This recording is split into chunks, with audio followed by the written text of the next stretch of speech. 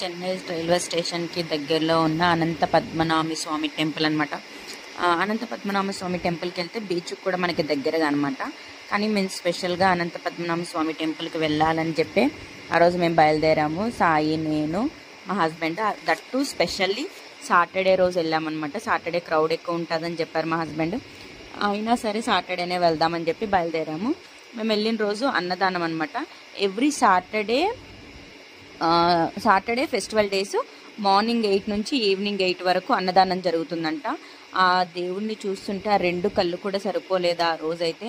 అంత అంటే ఇంకా మాటల్లో చెప్పలేను, అలా హ్యాపీ అనిపించింది.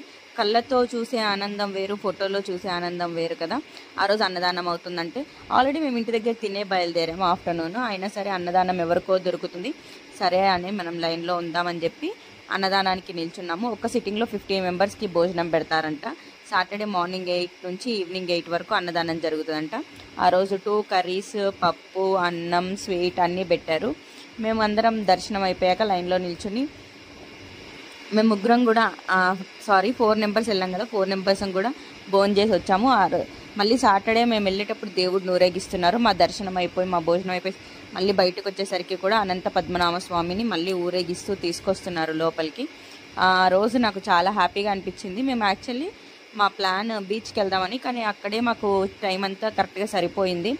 దేవుడిని చూసి భోజనం చేసి మళ్ళీ దేవుడు ఊరేగింపు మేము వెళ్ళేసరికి కరెక్ట్గా ఊరేగింపు టైము చూసారా. ఒక్కరికి కూడా మళ్ళీ ఈవెన్ కర్డ్ కూడా ప్రొవైడ్ చేస్తున్నారు ఆ రోజు. కానీ చాలా బాగా